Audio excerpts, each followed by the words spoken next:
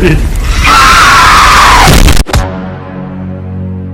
Kembali lagi bersama saya channel CFL. Bagaimana kabarnya? Bagaimana masih suka memaksa si John untuk mengeluarkan kalori karena tak kunjung mendapatkan pasangan? Baik, pada video kali ini saya akan merangkum sebuah film horor yang berjudul Evil Dead. Film ini menceritakan sekelompok pemuda-pemudi yang berlibur di tengah hutan. Setibanya di sana mereka menemukan sebuah kitab iblis yang berisikan mantra pemanggil roh jahat. Nah, berawal dari penemuan kitab iblis tersebut, mereka mendapat kekejaman dari iblis psikopat yang sangat-sangat brutal, melebihi kebrutalan para psikopat pada umumnya. Penasaran? Tidak perlu saya berkuar-kuar di awal video, langsung saja setelah intro yang satu ini.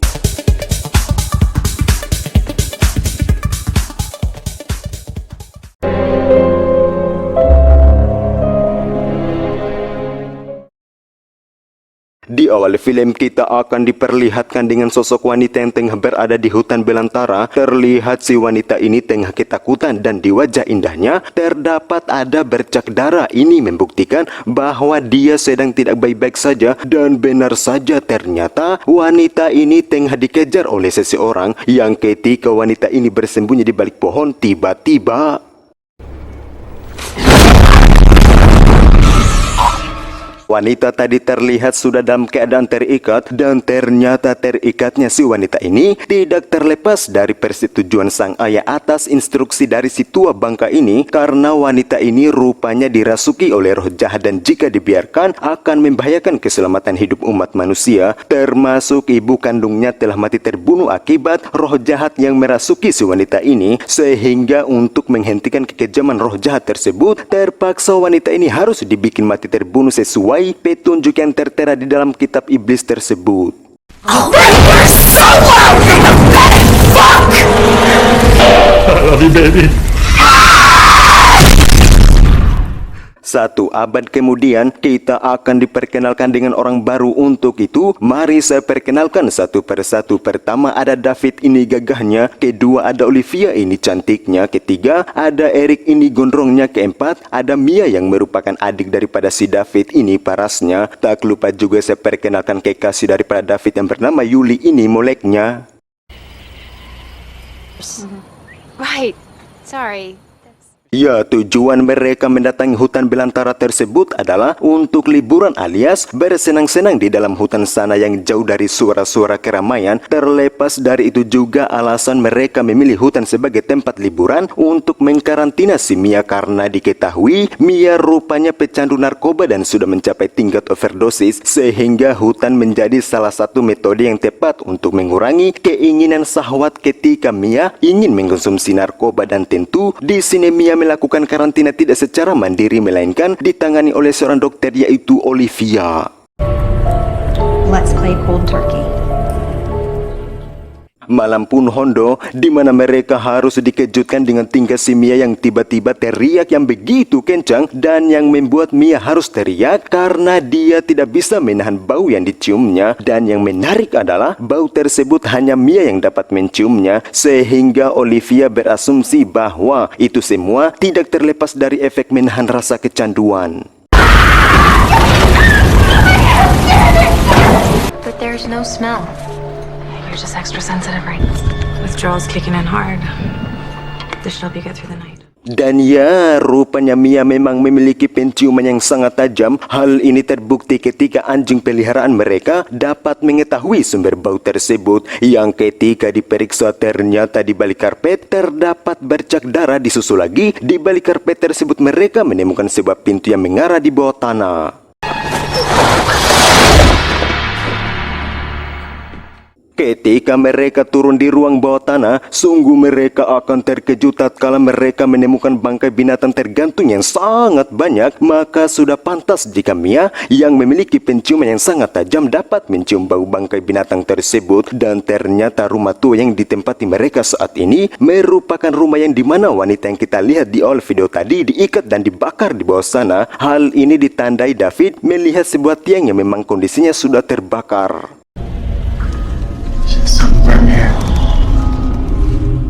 Terlepas dari itu, Eric menemukan sebuah benda di atas meja di mana benda tersebut dibungkus dengan plastik hitam dan terikat dengan kawat, dan karena Eric memiliki rasa penasaran yang tingkat tinggi sehingga untuk menggugurkan rasa penasarannya terpaksa dia harus membukanya, yang ketika Eric sudah berhasil membukanya ternyata benda tersebut merupakan kitab iblis yang dipegang oleh si tua bangka yang kita lihat di awal video tadi.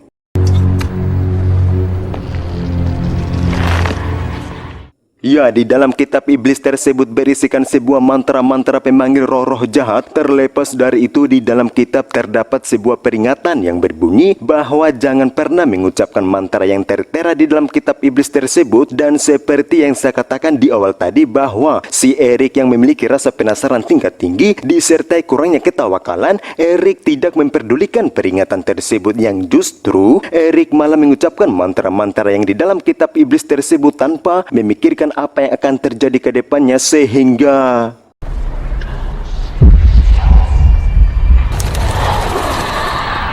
Kunda.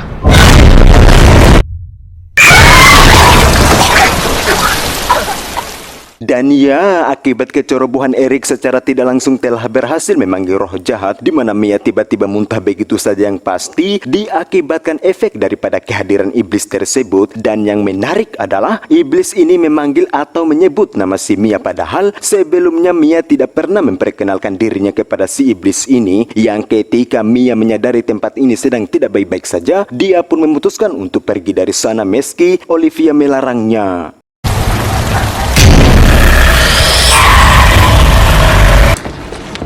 Mia, we're just trying to help you. Fuck you really much. Ya, karena rasa ketakutannya masih menghantui pikirannya, membuat dirinya tidak fokus dalam menyetir mobil. Disusul lagi Mia menyesal karena tidak tahu menahu dengan apa yang terjadi barusan, yang ketika Mia tengah bertanya-tanya tentang apa yang dirasakannya saat ini, tiba-tiba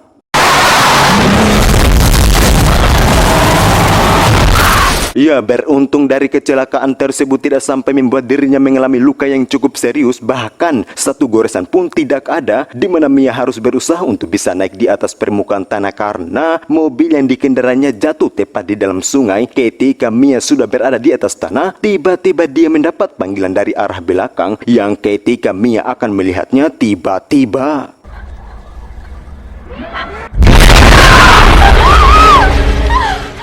dan ya, nampaknya iblis yang meneror si Mia ini memiliki tingkat kebrutalan yang sangat-sangat brutal. Hal ini ditandai si iblis masih saja terus mengejar Mia, di mana Mia harus terjebak di dalam semak-semak tanaman berduri. Dan yang menarik adalah tanaman berduri ikut mengikat tangan si Mia. Tentu hal ini merupakan tindakan dari si iblis, dan tidak berselang lama tiba-tiba Mia harus dikejutkan dengan kehadiran si iblis, di mana si iblis langsung memasukkan sebuah benda yang jika dilihat seperti akar kayu, dan saya pribadi tidak bisa membayangkan jika akar kayu masuk lewat sumber kenikmatan, yang dimana sumber masuknya akar kayu tersebut merupakan sesuatu yang dicari para lelaki hidung belang.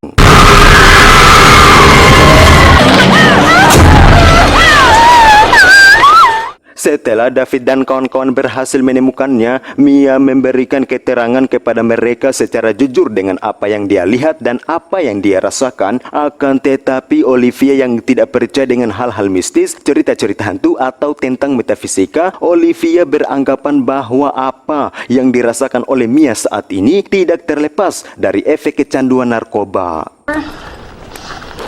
I don't know, it's just crazy withdrawal talk. Just try to get together. Kembali kita akan diperlihatkan dengan Eric, di mana Eric tengah disibukkan dengan penemuan kitab iblis yang ia temukan tempo hari. Si Eric sangat-sangat bersemangat dalam mempelajari kitab iblis tersebut, dan Eric akan terkejut tatkala gambar yang terdapat di kitab iblis sama persis dengan fenomena yang dialami oleh si Mia, yang pada saat si Mia terjebak di semak-semak.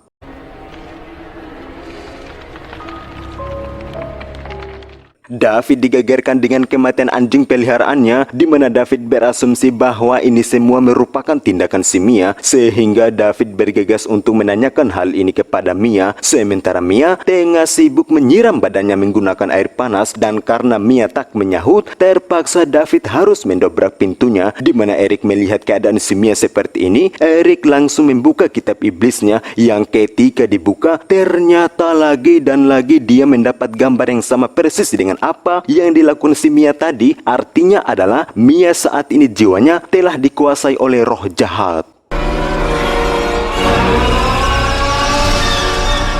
David segera melarikan Mia untuk dibawa ke rumah sakit karena selain kulitnya terkelupas, Mia juga mengalami muntah yang sedikit seram. Akan tetapi niatnya harus gugur tatkala jalan yang menuju di perkotaan ternyata kebanjiran. Dengan perhal ini terpaksa Mia harus dikembalikan di rumah tua tadi. Akibat peristiwa aneh yang menimpa si Mia, situasi semakin panas alias kacau balau, di mana Olivia sebagai dokter harus mendapat kritik dari Yuli karena menurutnya Olivia telah gagal menjadi seorang dokter yang tidak becus merawat Mia untuk menjadi yang lebih baik lagi. Dan kita yang menonton, ya sebenarnya ini semua bukan kesalahan Olivia, akan tetapi ini semua merupakan ulah dari si iblis yang dipanggil si Eric tempo hari. No, you should have known. We've all been following your lead since we got here. Ya, di tengah-tengah mereka sedang berdebat tentang kasus ini, mereka akan dikejutkan dengan kehadiran si Mia dengan menampakkan wajah dingin alias menyeramkan. Artinya Mia saat ini tengah dirasuki oleh roh jahat. Hal ini ditandai Mia tidak segan-segan akan menembak David dengan menggunakan senapan milik seorang ayah yang kita lihat di awal video. Disusul lagi si iblis menyampaikan informasi kepada mereka bahwa malam ini mereka semua akan dibikin mati terbunuh. Put the fucking gun down!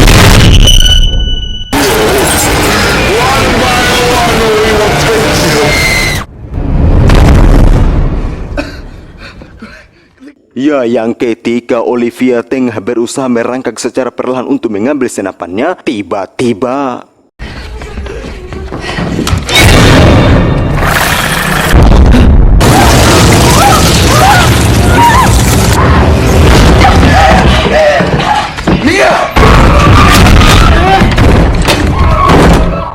ya, Mia harus terlempar di ruang bawah tanah, di mana yang paling mengherankan adalah mereka masih saja menganggap si Mia atas apa yang dilakukannya itu semua merupakan sebab daripada efek kecanduan. Hal ini ditandai David menyuruh Olivia untuk mengambil beberapa obat penenang untuk disuntikan kepada si Mia. Sementara Eric melihat peristiwa ini, dia memiliki pandangan yang berbeda setelah mempelajari kitab iblis yang ia temukan, bahwa dia mengatakan yang mereka hadapi saat ini nampaknya berhubungan dengan hal-hal metafisika alias kekuatan sihir, sehingga bagi Eric obat penenang tidak akan berguna.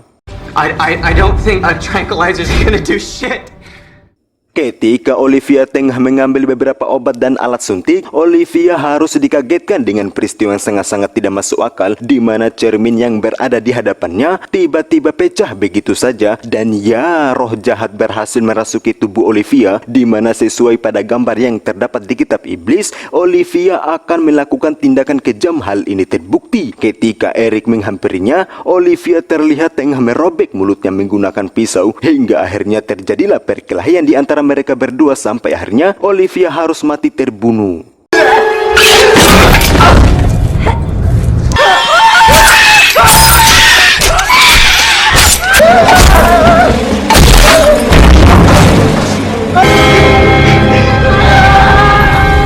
Ketika ketegangan sudah selesai, Eric langsung dibawa di salah satu ruangan yang ada di sana, di mana David langsung bergegas mengobati luka tersebut karena tikaman yang dilayangkan Olivia tadi membuat darah tak kunjung berhenti keluar dari dada kirinya. Terlepas dari itu, David menyuruh pacarnya untuk mengambil air secukupnya, sementara Eric mulai berkata jujur kepada David bahwa saya telah membaca mantra yang terdapat di kitab iblis yang saya temukan. Artinya Eric telah melepaskan kejahatan yang akan menimpa mereka semua. I released something evil.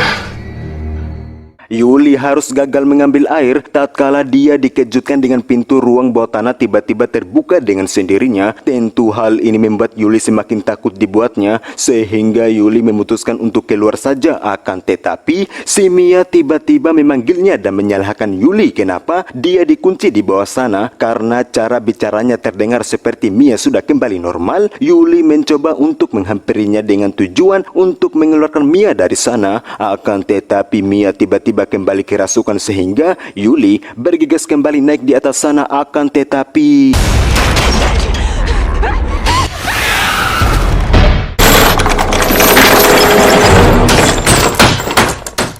ketika keyakinan Eric sudah mencapai 100% terkait mimpi buruk yang dialami mereka saat ini, bermula pada saat ia membaca kitab iblis ini, sehingga Eric membakar kitab iblis tersebut. Akan tetapi meski kitabnya sudah dimasukkan ke dalam api, kitabnya terlihat utuh alias tidak terbakar, di mana David melihat hal ini bertanya kepada Eric tentang apa sebenarnya yang terjadi. Eric menjelaskan bahwa kitab ini berisikan tentang mantra-mantra pemanggil roh-roh jahat, keberadaan para iblis dan bangkitnya para iblis dari neraka jika mereka berhasil merasuki manusia sampai manusia tersebut dibikin mati terbunuh. The abomination will rise from hell. Evil entity, taker of souls. Selain daripada itu, kitab iblis ini menjelaskan juga tentang bagaimana mengantisipasi kejahatan para iblis terhadap umat manusia. Nah, apabila mereka ingin menghentikan kejahatan iblis yang merasuki si Mia, maka sesuai yang tertulis di kitab iblis, yaitu terdapat ada 3 cara. Pertama, mereka harus membunuh si Mia dengan cara dibakar. Kedua, dengan cara dimutilasi. Dan ketiga, dengan cara dikubur hidup-hidup. Dan ya, ketika David mendengar penjelasan Eric, tentu tidak mudah David setuju begitu saja. Ditambah lagi, si Mia merupakan adik kandungnya sehingga David tidak setuju dengan pernyataan Eric tersebut. Purification by fire. Bodily dismemberment. Live burial. If we want to help Mia, we're gonna have to kill her. We'll just do something right now. We're all gonna be dead by then! We're not gonna fucking kill anybody! Are you listening to yourself? Kembali kita akan diperlihatkan dengan Yuli. Terlihat dia tengah membersihkan luka yang ada di tangannya akibat gigitan yang dihidangkan si Mia tadi. Terlihat darah yang dihasilkan gigitan si Mia nampak terlihat hitam sekali, berbeda dengan darah manusia pada umumnya. Tak berselang lama Yuli harus terkejut tatkala tangannya berubah seperti orang yang lagi terkena virus zombie. Secara bersamaan rupanya si Mia atau si iblis menyaksikan tangan Yuli yang berubah seperti tangan zombie, dan karena Yuli tidak ingin virus menyebar di seluruh badannya, terpaksa dia harus memotong tangannya saat itu juga.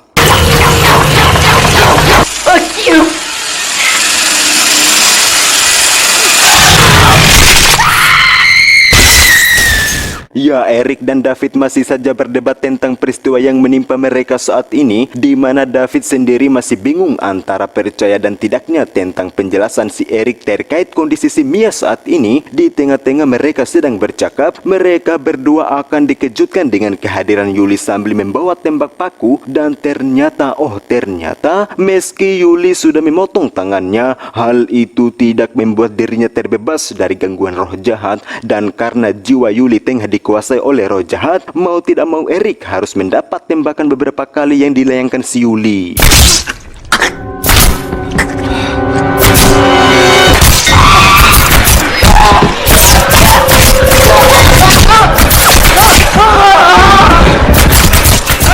Ya, David berupaya untuk mengambil senapan yang ada di sana. Takutnya senapan tersebut ketika berada di tangan Yuli, maka bisa saja mereka berdua akan mati terbunuh. Sementara Yuli dari tadi sampai sekarang terus menghantam Eric menggunakan besi, yang ketika hanya 1 pukulan lagi Eric pasti akan mati terbunuh. Tiba-tiba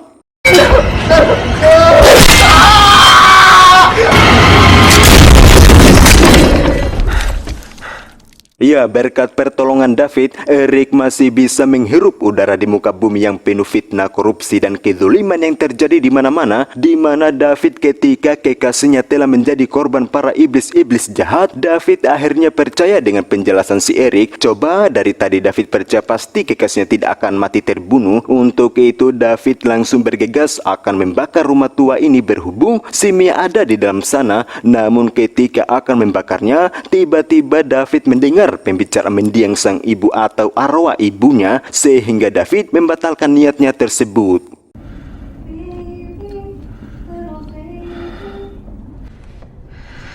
I can't do this.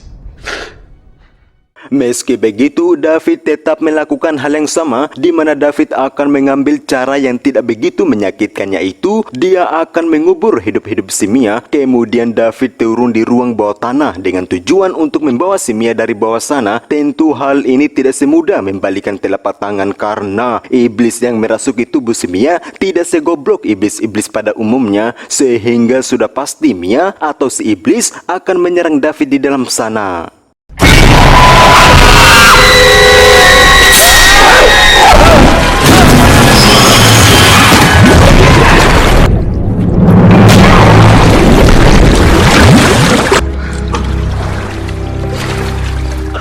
Ya, berkat pertolongan si Eric membuat David selamat dari cekikan si iblis. Akan tetapi justru berbalik, di mana si Eric lah yang justru mati terbunuh. Terlepas dari itu, David segera menyuntik Mia dengan obat penenang. Karena penggalian kuburnya sudah siap dari tadi, David langsung mengubur Mia saat itu juga, meski hal ini baginya sangat-sangat menyakitkan.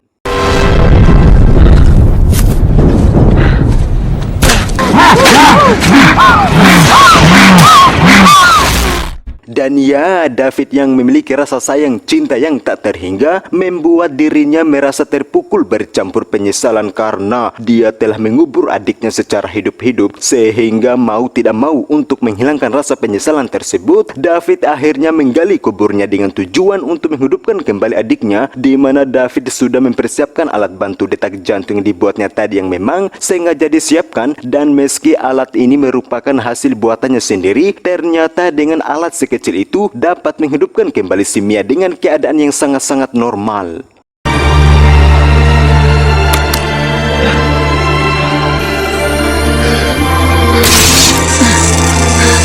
You're at peace now.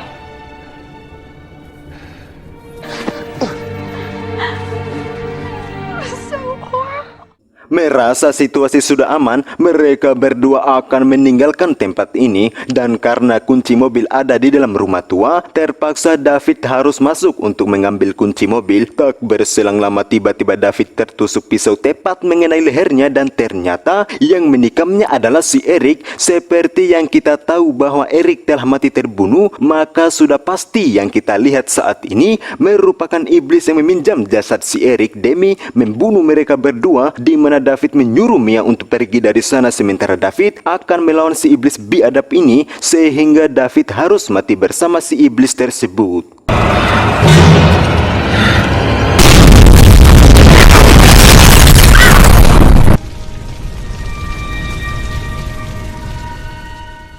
Ya, tentu kematian saudara kandungnya membuat Mia sangat-sangat terpukul atas mimpi buruk ini. Dan Anda yang menonton termasuk saya pribadi, bahwa yang kita tahu iblis yang meneror mereka telah mati terbakar bersama jasad si Eric tadi. Dan ternyata iblis yang kita anggap telah mati terbunuh rupanya masih hidup. Hal ini terbukti dengan turunnya hujan darah, yang ketika Mia menyadari adanya hujan darah yang sangat tidak masuk akal, tiba-tiba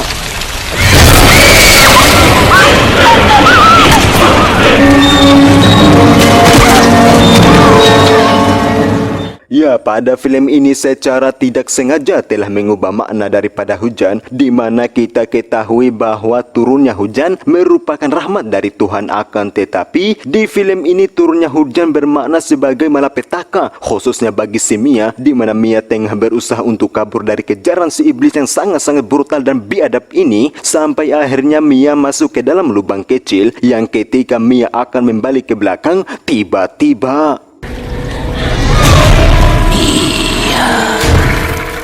Tanpa sengaja Mia melihat gergaji mesin di mana Mia langsung mengambil gergaji mesin tersebut untuk dia gunakan sebagai senjatanya. Dan yang menarik adalah iblis yang dihadapi si Mia ini memiliki kelebihan dan kekurangan yang tidak dimiliki iblis-iblis pada umumnya, di mana kelebihan yang dimiliki si iblis ini dia mampu mengetahui keberadaan si Mia bersembunyi, dan kekurangannya adalah iblis biadab ini tidak bisa menembus dinding seperti iblis-iblis pada umumnya.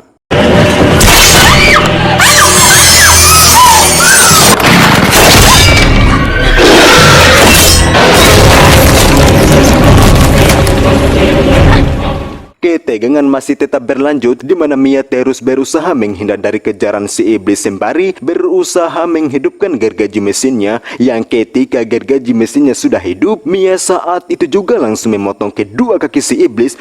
Mampus kau iblis.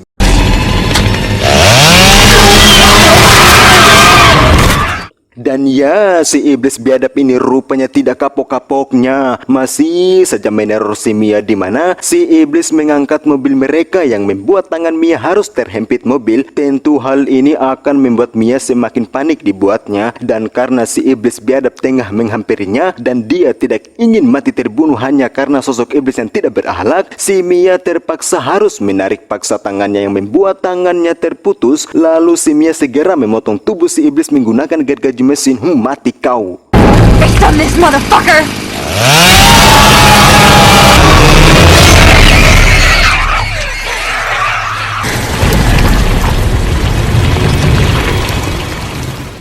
Tamat, menurut kalian kira-kira pelajaran apa yang bisa kita petik dari film tersebut? Menurut hemat channel CFL adalah jangan sembarangan mendatangi hutan belantara dan pandai-pandailah memilih tempat liburan itu. Dari film ini seharusnya kita sebagai manusia akan sadar tentang hakikat sosok iblis, bahwa meski iblis tidak menampakkan diri dan tidak perlu memperkenalkan kejahatan-kejahatannya di dunia nyata, kita sebagai manusia meyakini bahwa memang iblis diciptakan sebagai ujian untuk para anak cucu Adam. Iblis memang bejat, biadab, brutal, bajingan, dan iblis memang memiliki visi misi untuk menyesatkan umat beragama, sehingga dengan film ini mengingatkan, menegaskan kepada umat beragama bahwa iblis merupakan makhluk ciptaan Tuhan yang harus dilawan dengan ketaatan, kepatuhan, ketundukan kepada Tuhan yang Maha Kuasa. Baik saya mahasiswa pengangguran yang taunya hanya duduk diam baring di kos meratapi perih pedihnya kehidupan, saya pamit undur diri dan sampai jumpa di video selanjutnya.